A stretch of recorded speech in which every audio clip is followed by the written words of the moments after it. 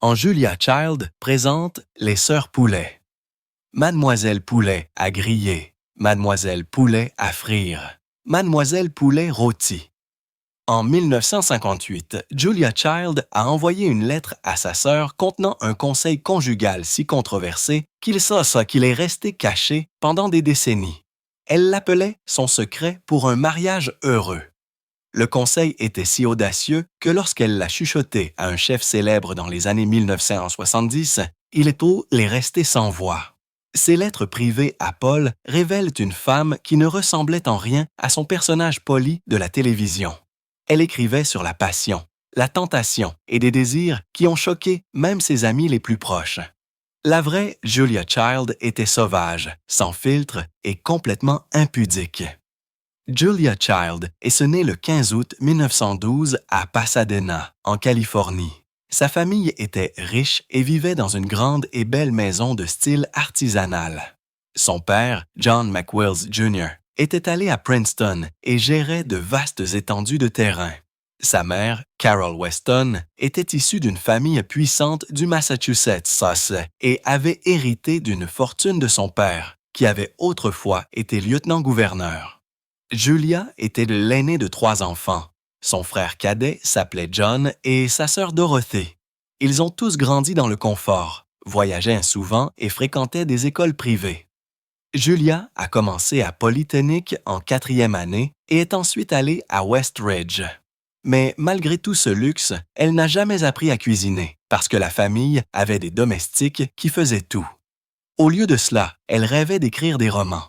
Elle est diplômée de Smith College. En 1934, pleine d'imagination, mais incertaine de la direction que la vie lui réserverait.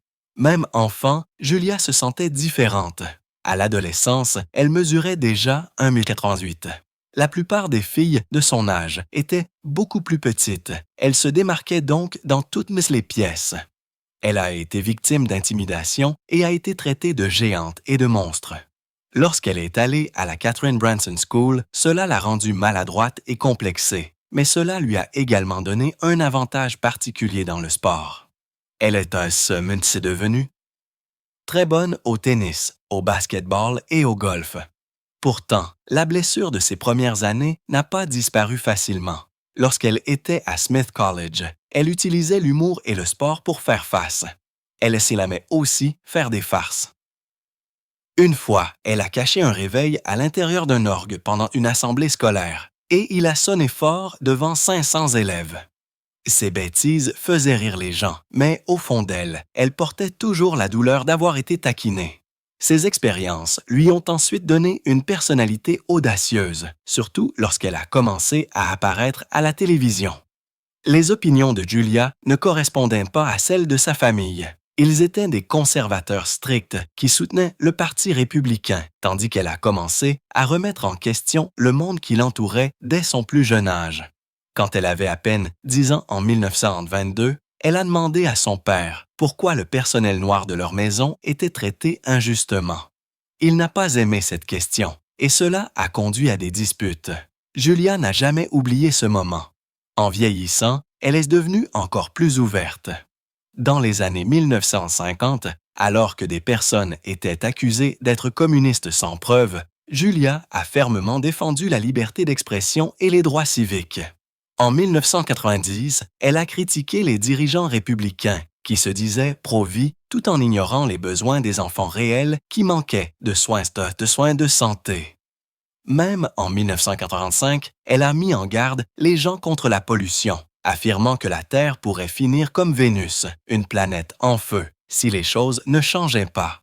Ses opinions l'ont fait sortir du lot dans une famille qui n'accueillait pas le changement. La nourriture que Julia a mangée en grandissant était fade et sans goût. Les gouvernantes cuisaient les légumes jusqu'à ce qu'ils soient mous et servaient de la viande sèche sans saveur. Elle plaisantait souvent sur les carottes et les pois bouillis qu'elle avait dû manger enfant, les qualifiant d'horreur fade et molle dans ses mémoires des années plus tard. Elle n'a jamais appris à cuisiner à la maison et personne ne s'y attendait, mais au fond d'elle, quelque chose se construisait. Un jour, en 1925, elle a failli vomir sur des haricots verts détrempés et n'a pas oublié ce moment. Plus tard, lorsqu'elle a découvert la cuisine française en 1948, elle a eu l'impression qu'une porte s'était ouverte. Elle n'arrivait pas à croire à quel point les repas pouvaient être riches et savoureux. Ce moment a changé sa vie. Elle a qualifié la soupe en poudre d'immoral dans une interview des années 1970 et détestait les aliments diététiques.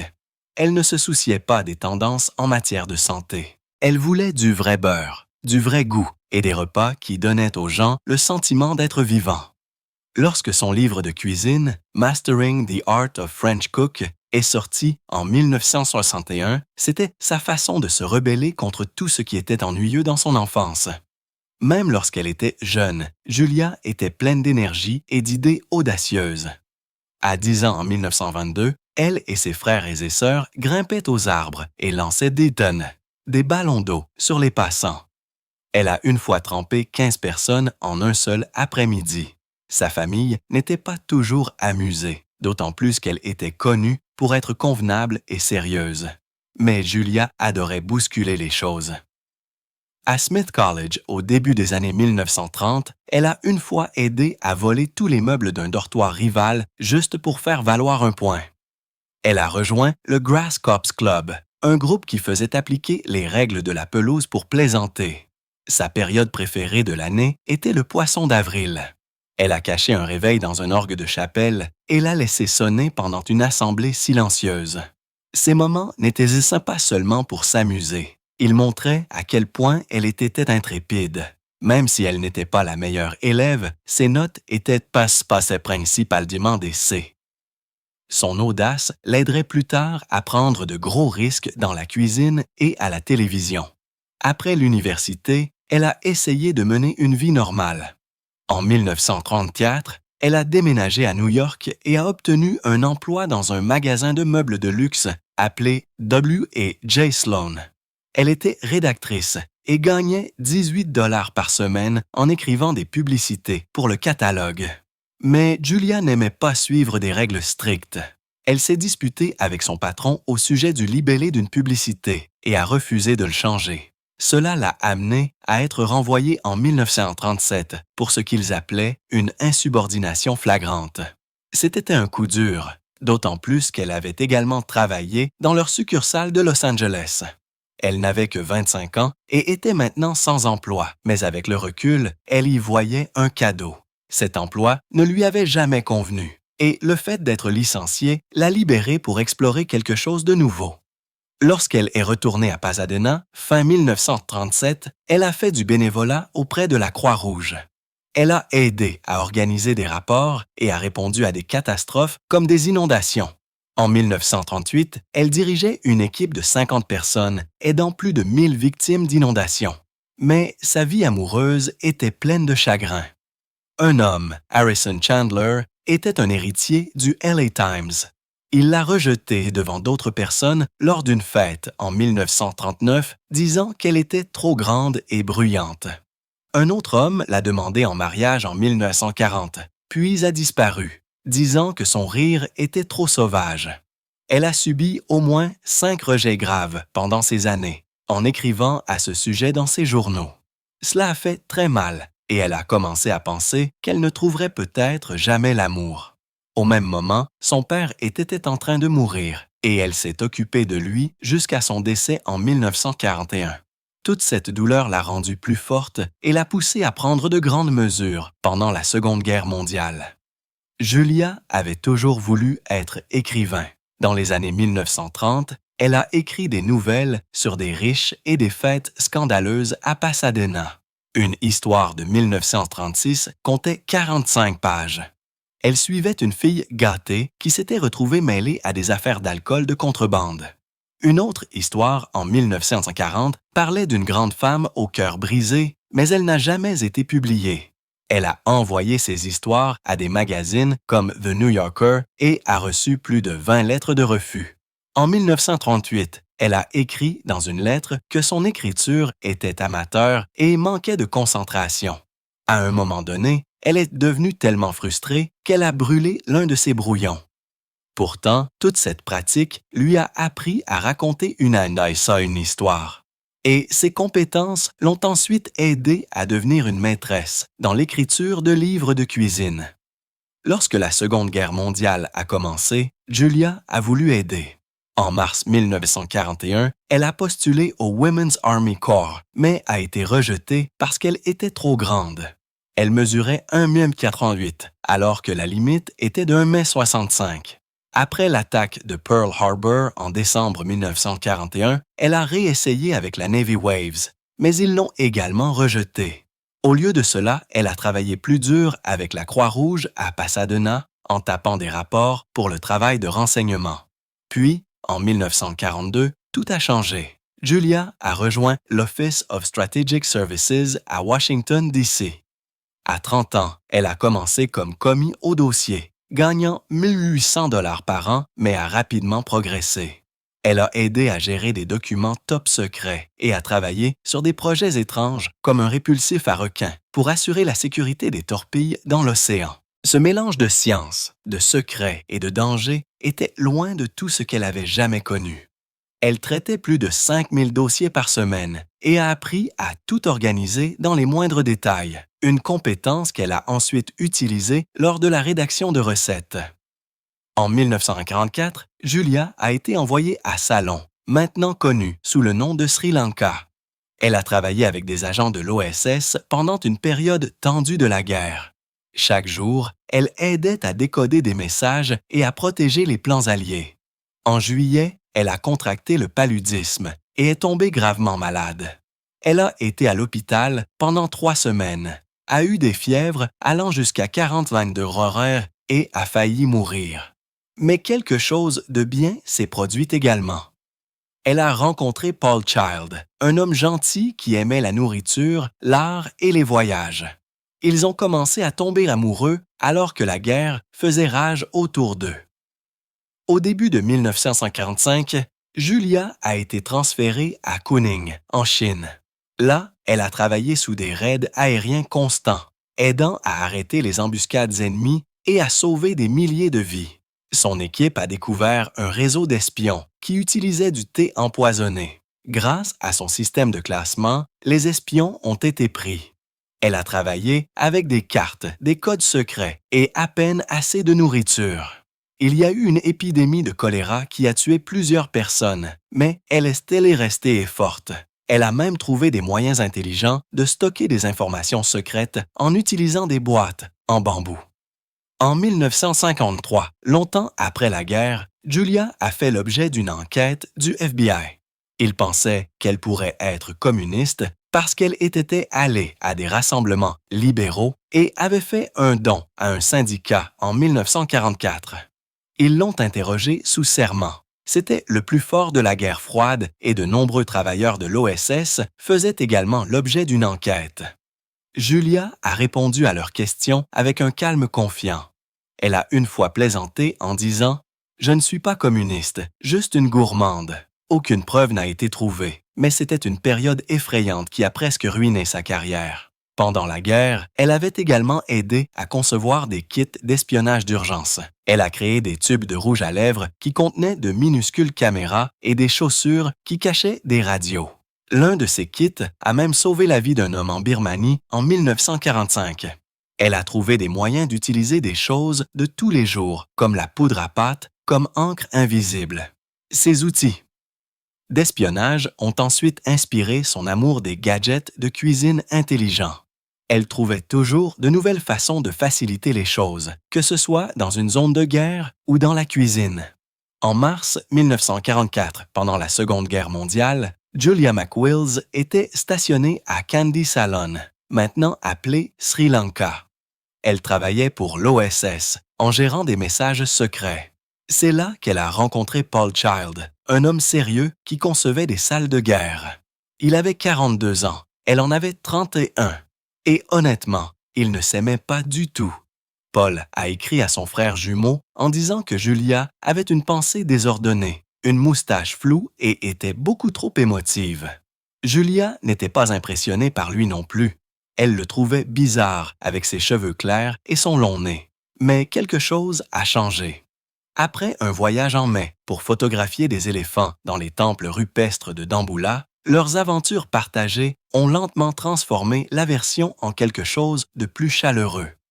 Tout autour d'eux, 150 travailleurs de l'OSS poursuivaient au bain leur travail de guerre secret, tandis que ces deux-là, contre toute attente, ont commencé à tomber amoureux l'un de l'autre.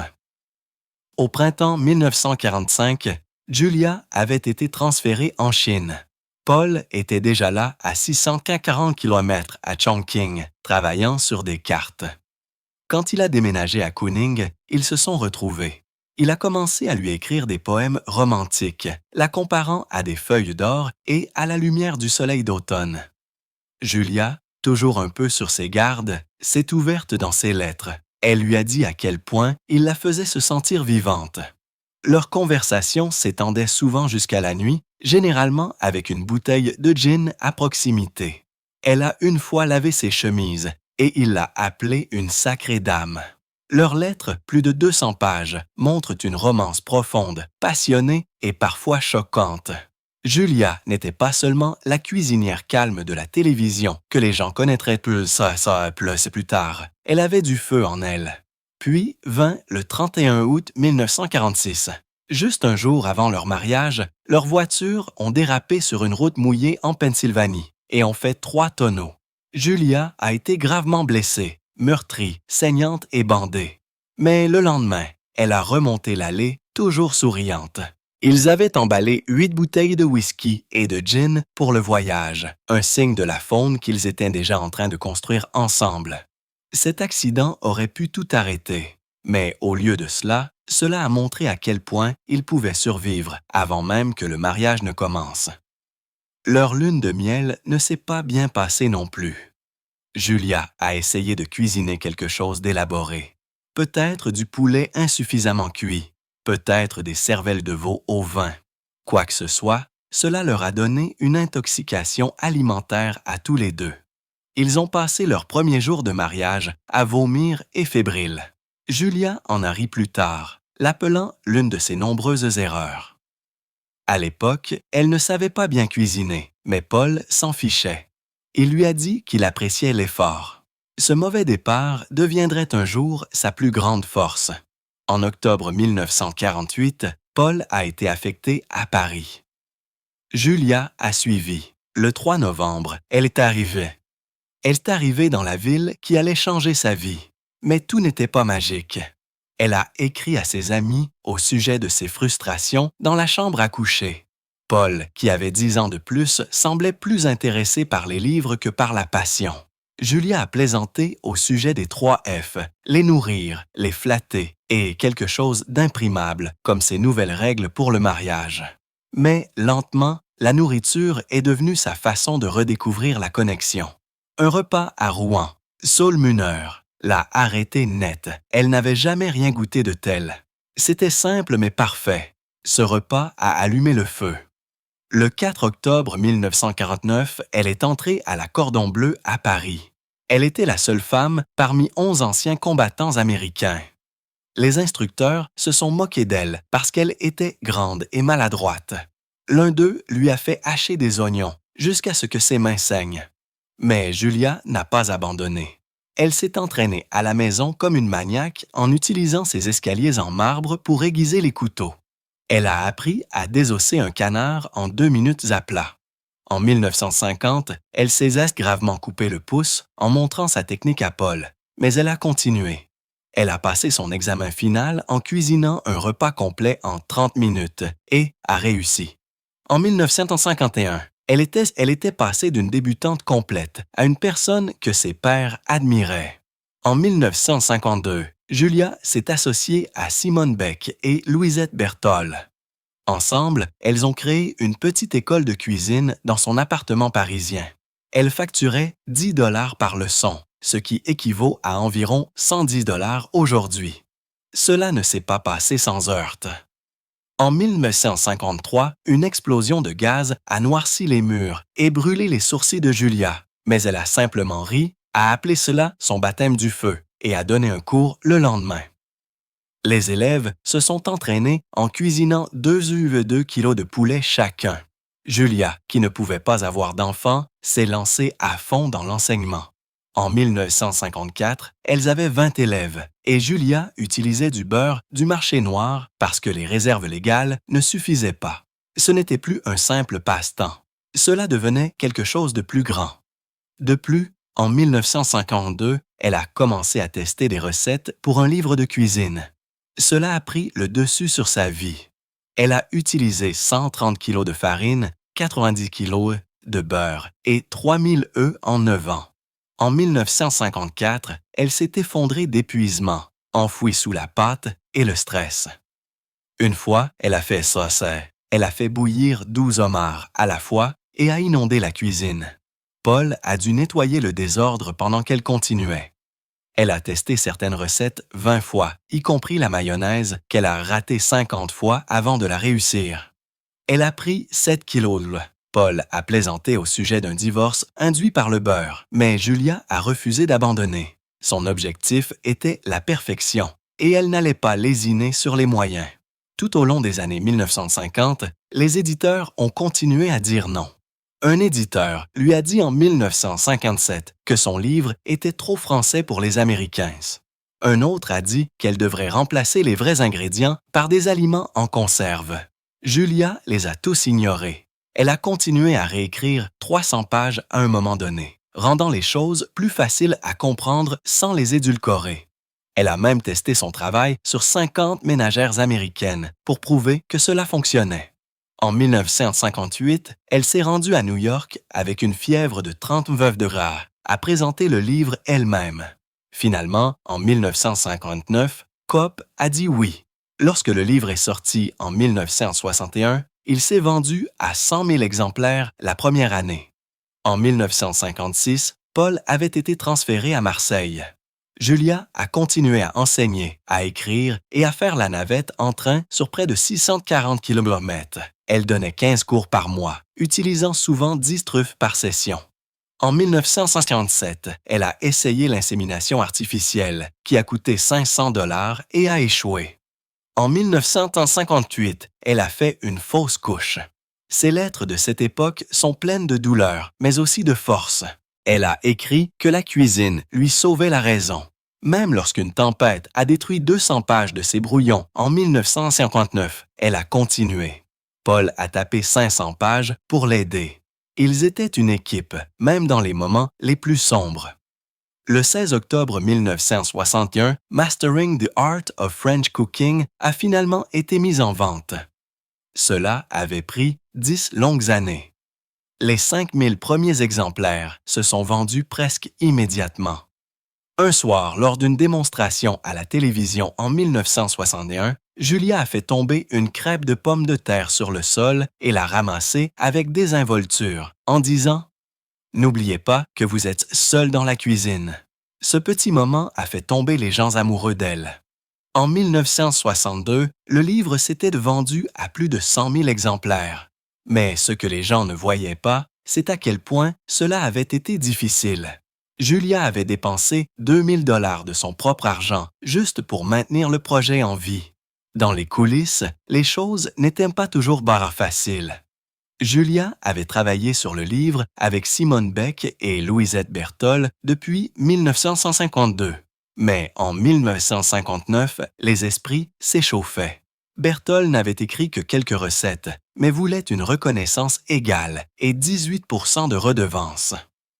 Julia, grâce à une négociation minutieuse, a ramené cela à 10 % et a évité un effondrement total. Elle avait fait 80 % des tests elle-même, réécrivant 500 recettes, mais les retombées ont laissé des ecchymoses. Des années plus tard, Simone a accusé Julia de voler la vedette. Le format du livre était révolutionnaire.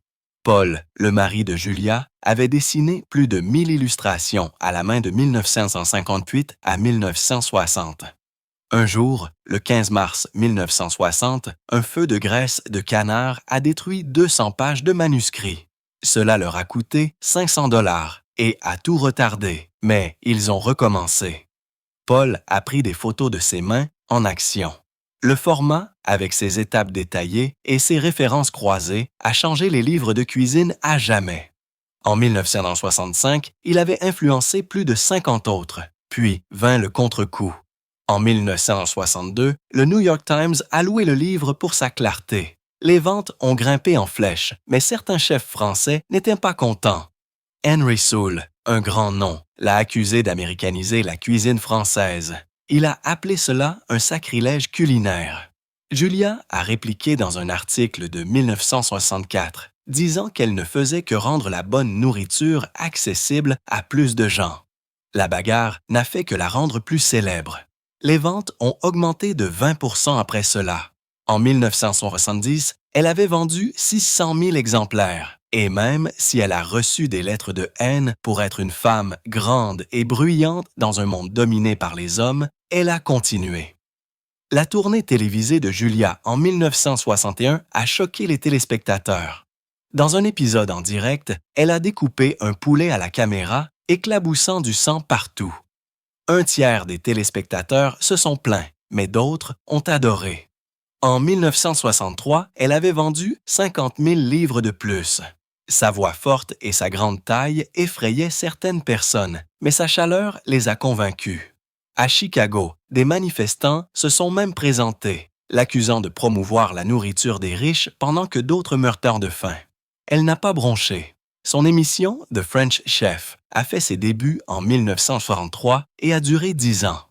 En 1966, elle comptait 2 millions de téléspectateurs par semaine.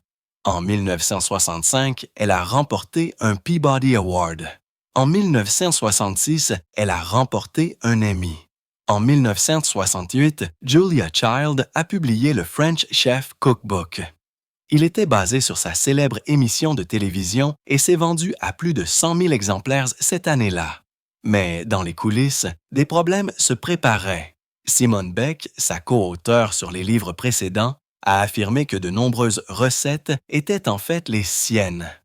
Elle a dit que Julia avait utilisé de vieux brouillons sur lesquels elles avaient travaillé ensemble et avait fait croire qu'ils étaient les siens seulement. Simone s'est sentie effacée, alors que Julia est devenue. Une star en Amérique, Simone est restée dans l'ombre.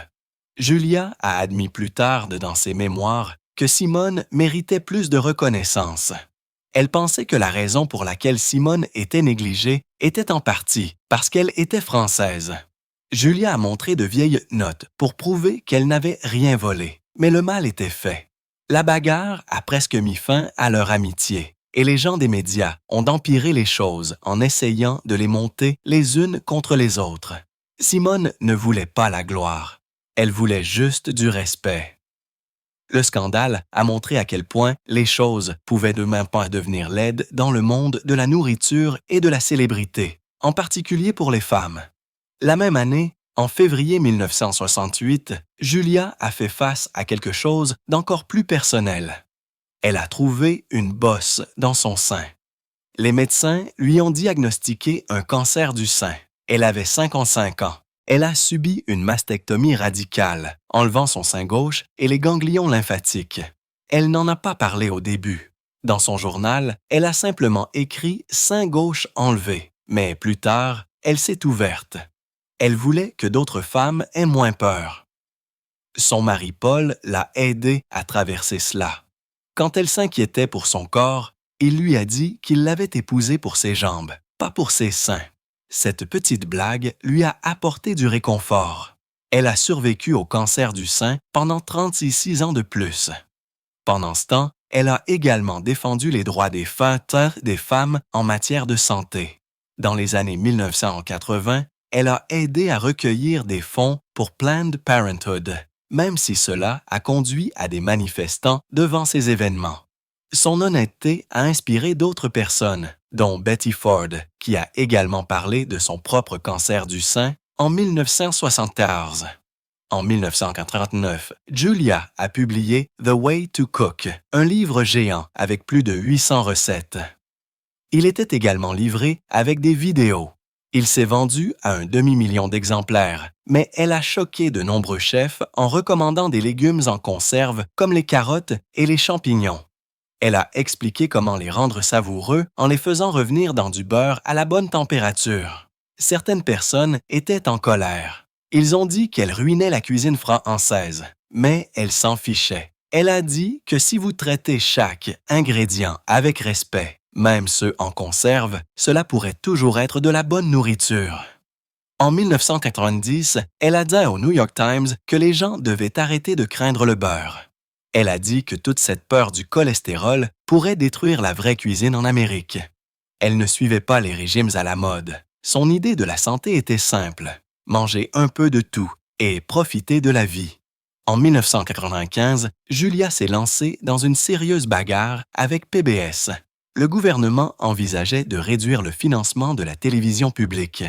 Julia n'est pas restée silencieuse. Elle a écrit une lettre au patron de PBS et les a traités d'idiots pour ne pas avoir défendu leurs propres émissions. La lettre a été divulguée et a fait les manchettes. Elle avait déjà prononcé un discours à Aspen en 1940 sur la façon dont la peur de la nourriture devenait incontrôlable. Mais, cette fois, sa colère était plus directe. Elle savait à quel point les émissions comme la sienne étaient importantes pour l'éducation. Même si elle n'a pas été impliquée dans les batailles ultérieures sur l'argent de PBS au cours des années 2000, sa bataille dans les années 90 est devenue une partie d'une histoire plus vaste sur la façon de protéger la télévision publique. Elle n'a pas seulement cuisiné, elle s'est battue pour ce en quoi elle croyait. Au début des années 2000, des lettres privées ont montré les véritables opinions de Julia sur les tendances en matière de régime. Elle s'est moquée de la nourriture à faible teneur en matière grasse. Dans une lettre, elle a dit « Le seul moment pour manger des aliments de régime, c'est en attendant que le steak cuise. » Elle pensait que certains nutritionnistes étaient trop extrêmes. Elle a plaisanté en disant que leur régime ferait tomber les dents des gens. Elle préférait le beurre et la crème, mais elle a toujours dit que la modération était la clé. Son message était clair. Mangez bien, mangez intelligemment et profitez-en. Ces lettres ont révélé sa vraie personnalité, drôle, directe et n'ayant pas peur de dire ce qu'elle pense. La vie amoureuse de Julia avec son mari Paul était tout aussi surprenante.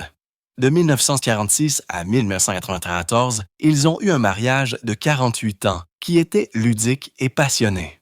Chaque Saint-Valentin, ils envoyaient des photos drôles, parfois risquées d'eux-mêmes, à des amis proches. Une photo de 1956 montrait Julia dans un bain moussant, tenant un canard en caoutchouc, pendant que Paul lui frottait le dos. Tous les deux nus. Ce n'étaient pas que des blagues, c'étaient des notes d'amour. Certaines cartes avaient des poèmes érotiques. Un de 1968 disait « Les bulles éclatent, mais notre amour continue à bouillonner. » Leurs amis étaient choqués, mais les photos montraient à quel point ils étaient profondément connectés. Julia était grande, audacieuse et n'avait pas honte de son corps. Elle a embrassé l'amour et le plaisir dans son mariage, et il a duré jusqu'à ce que Paul décède en 1995. Julia a une fois donné des conseils conjugaux choquants qui sont restés avec de nombreuses personnes. Elle a appelé cela les 3 F, les nourrir, les flatter. Elle l'a chuchoté à la chef Sarah Moulton lors d'un événement à Boston dans les années 1970. Son image publique était polie et élégante, mais en privé, elle était ouverte et audacieuse. Dans une lettre de 1958, elle a dit à sa sœur Dorothy que ce conseil avait aidé à sauver son propre mariage, surtout quand Paul devait voyager. Ils ont même programmé du temps pour l'intimité, l'appelant les festins de la chambre. Dans le journal de Paul de 1961, il a décrit comment leur dîner parisien se terminait, parfois par des amusements coquins. Leur lettre mentionne plus de 200 moments romantiques, dont un pendant leur lune de miel en 1949 à Marseille, où elle a plaisanté en disant qu'ils aiment tant les lapins. Ces histoires proviennent de l'époque de Julia à l'OSS pendant la Seconde Guerre mondiale, où elle a rencontré Paul à Salon en 1944. Elle a porté cet esprit audacieux dans chaque partie de sa vie. Un producteur a dit que ses conseils étaient scandaleusement libérateurs. Julia a écrit plus tard, en 1992, que ce n'était pas vulgaire, c'était stimulant. Julia a également traversé un chagrin d'amour. Dans les années 1950, elle a essayé d'avoir des enfants, mais n'a pas pu. Elle a commencé des traitements de fertilité en 1952 au Massachusetts General Hospital. En 1954, les médecins lui ont dit que cela n'arriverait jamais. Dans une lettre à sa sœur, elle a écrit « Mon utérus est une cuisine stérile. » Cette douleur est restée avec elle. Au lieu d'abandonner, elle s'est lancée à fond dans la cuisine. En 1949, elle s'est inscrite à l'Ordre d'Onlo.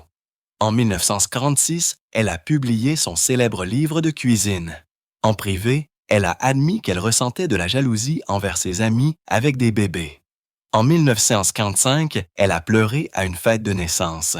Elle a subi 5 traitements infructueux entre 1951 et 1955, coûtant environ 200 $, ce qui représente plus de 12 000 $ aujourd'hui. En un mois, elle a fait 47 gâteaux juste pour faire face à ses émotions. L'adoption n'était pas possible parce qu'elle et Paul déménageaient trop souvent. Elle a une fois écrit que la nourriture était devenue ses enfants, et d'une certaine manière, c'était vrai. Sa cuisine a touché des millions de personnes. En mai 1951, Paul a subi une crise cardiaque à l'âge de 69 ans. Il a passé 6 semaines à l'hôpital et a subi un pontage coronarien. Julia avait 68 ans et tournait une nouvelle émission tout en prenant soin de lui. Elle préparait 20 repas par jour et restait à ses côtés. Des rumeurs se sont répandues selon lesquelles elle avait une liaison avec un producteur plus jeune.